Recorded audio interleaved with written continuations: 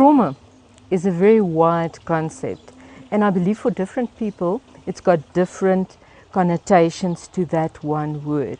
The basic thing about trauma is it comes from the Greek word trauma, that means to be wounded. It's different from all the other pain stuff because you can't see the wounds. What happens on the inside often let people turn around and say, but you know, it could not be that bad because you're not bleeding, you're not bruised. But in reality, you might feel that your world is falling apart. There's no correct way to deal with trauma, but it's important to deal with it. So I think there's a dualism in the sense that people say that you need to talk about trauma, but often we do not have the words to express the pain that we're experiencing. And for that reason, there's other ways of dealing with trauma than just talking. I know artists that will draw or paint their pain and give expression to it that way. And by giving expression to what they feel on the inside, it makes it just a little bit easier to handle. Do you know there's some African languages that, for instance, do not have a word for the concept of rape? In other words, if you don't talk about it, it doesn't exist. The same challenge comes with children. If they're traumatized, they don't talk about it. And it's not because they're not traumatized, it's because they don't have the verbal capacity to express themselves. And sometimes I think some adults are just grown children. They don't have the words to express what's going on with them.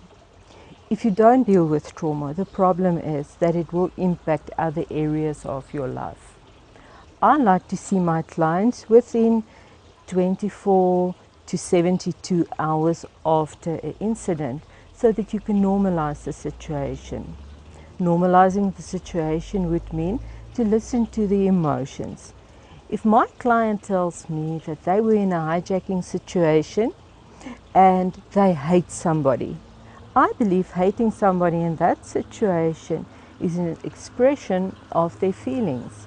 It's not good or bad or right or wrong. The important thing is, what are you going to do with that emotion? If you take the emotion and you bottle it up, it's going to explode in some place, in some way, somewhere. Sometimes you say, but you know, I don't explode in anger. But your body becomes sick and you start to get all kinds of pains and illnesses that you cannot really explain. So trauma relief is about looking at what happened. If you look at what happened, it must be in the context of that person's life. Because what might be very stressful for you might be part of everyday living for the next person. So the story remains very important, and I think in our ministry it remains central. After we listen to what happened to the person, I would like to know what they think and what they feel, so that we can normalize that idea, that experience that they have. And after that, I think it's the common sense stuff, like eating healthy food, sleeping enough, drinking enough water, understanding that you might have outbursts of anger, of depression, and how to deal with it. And I also think it's so important to know that no matter what you're feeling, you can pray and ask God for wisdom so that you can grow through the traumatic experience. Now, since 1994, a lot of things happened, and a lot of traumatic things happened that nobody ever spoke about before. So I'm saying it's not new trauma that's popping up all out of the blue, but people have the freedom and the liberty to talk about it now, which allows us to help people to grow, so that the traumatic experience can be a growth opportunity. That is where we can encourage young people and older people to start to live their dream, to take the challenge and see what's their strength in that situation. Sometimes people will come and say, but you know, I found I'm much stronger than I used to think I am. I want to teach young children. I want to study.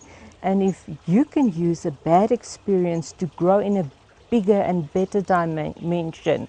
I think that's the expression of hope. And what can we do without hope? Nothing.